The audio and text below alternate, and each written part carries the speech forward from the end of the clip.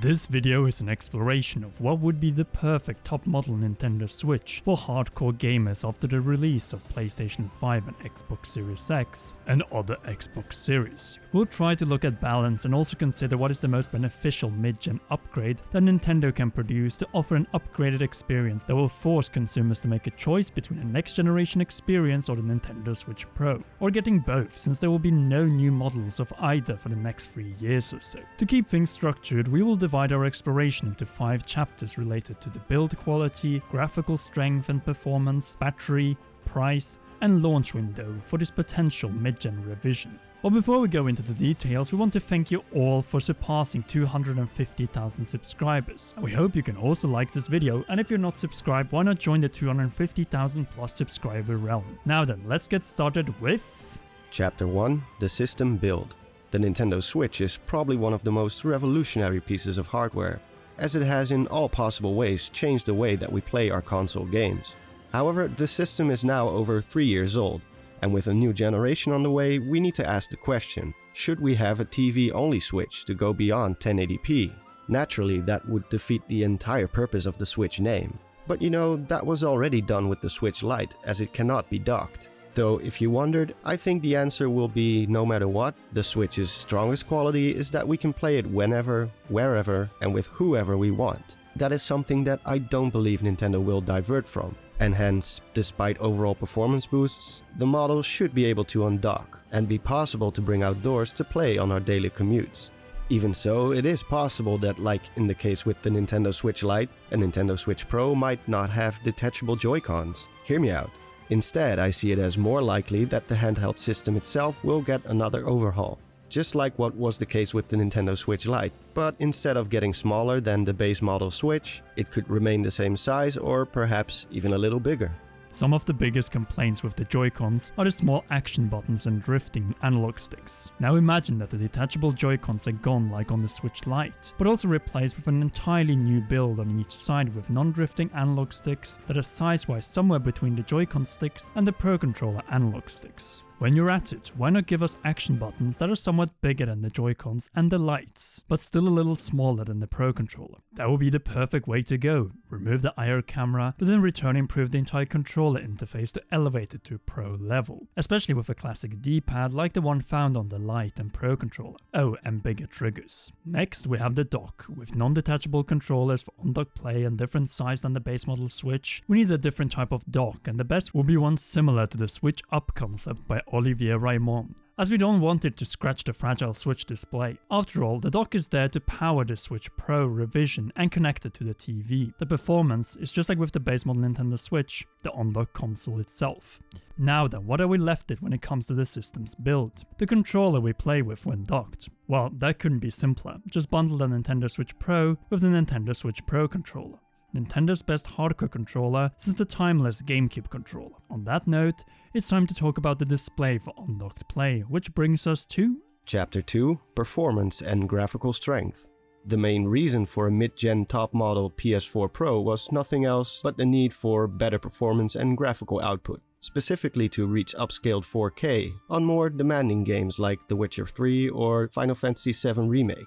4K and Nintendo, however, will most likely not happen until the next generation system in 2023 or 2024. The reasons for this are many, but most of all, a system that can output upscaled 4K but also be played undocked will be super expensive. And this isn't Nintendo's goal, as we will go over in Chapter 4 of this video. Instead, a Pro model will more likely offer slight but clearly visible improvements, both on the TV and undocked on the built-in display. Let's go over the display first, as with the potential Pro model, Nintendo might finally give us the 1080p display that so many hardcore gamers have craved for. Yes, 720p still looks nice, but if this model of the Switch has the power to output 1080p undocked, then it should have a 1080p display. The main argument for this is to have the same graphical output on the display as on the TV, for more graphical intensive titles like Metroid Prime 4 and Breath of the Wild sequel, which could be the first brand new Zelda game to reach 1080p resolution, both on our TVs and undocked. More precisely, 1080p with 60 FPS when docked, and 1080p with 30 FPS when undocked. That is what you call an upgrade. And then naturally some titles like the next big 3D Mario or sequel to Mario Odyssey could even reach 1440p resolutions.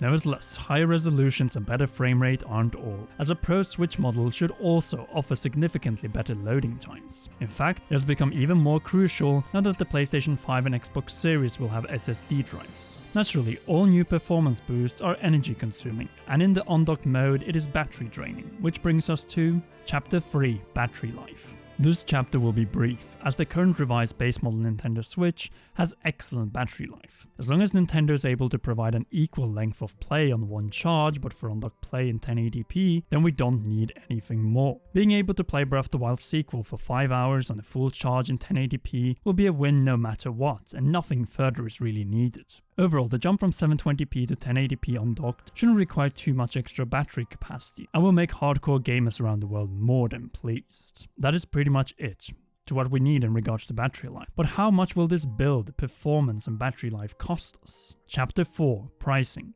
Greatness always comes at a cost. The PlayStation 5 will likely end up somewhere between $500 and $550 while Xbox Series, depending on the model, most likely will start from $500 and then go way above that. This might be a great opportunity for Nintendo, as the high pricing level of its competitors means that despite lacking in power, they can easily compete with a substantially lower price. A Nintendo Switch Pro with everything we have envisioned in this video is likely going to be a little bit more expensive than a base model Nintendo Switch, which is currently still priced at $299, the same as it was when it launched 3 years ago.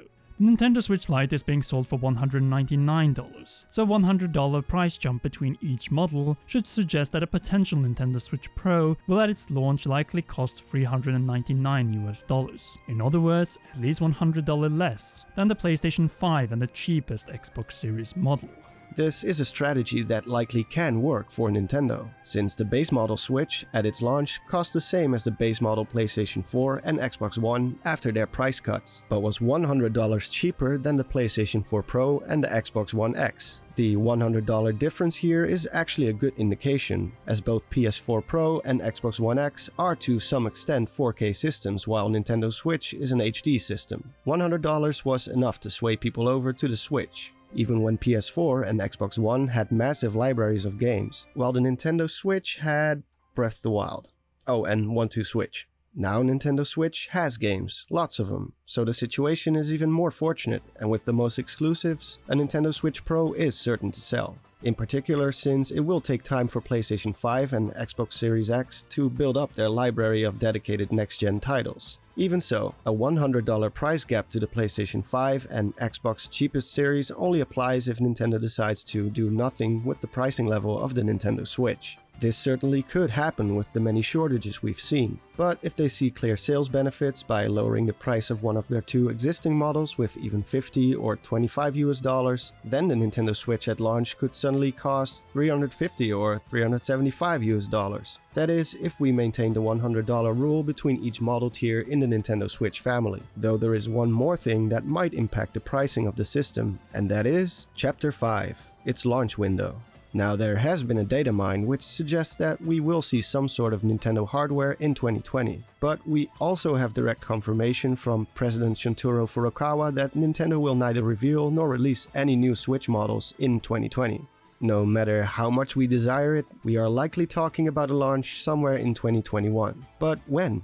The most popular theory that we support to some extent is that it will launch for the 4th anniversary of the base model Switch and Breath of the Wild's launch. In other words, repeating the strategy from 2017 and 2019, launching the new Switch model on the same day as a big Zelda title. Breath of the Wild in 2017, Link's Awakening in 2019, and Breath of the Wild sequel in 2021 for the 35th anniversary of the Zelda franchise. A new Switch model with Zelda just works, and if I'm to make a prediction now at the beginning of May 2020, then I could see the Nintendo Switch Pro and hence Breath of the Wild sequel launch as soon as March 2021. With that being said, that was before the whole situation and cancellations of all major gaming events this year and the change of plans among so many developers. Even then, by November 2021 at the very latest, the Nintendo Switch Pro should be out. Anything later makes no sense, as we will be at the most 2 years away from Nintendo's next-gen next-gen system in 2024. The same goes for getting this mid-gen Zelda title out by the end of 2021, so that a new Zelda title can be ready for 2024 or 2025. And on that note, we have got through what we see as the perfect Nintendo Switch Pro, if we get one in the end when it comes to its build,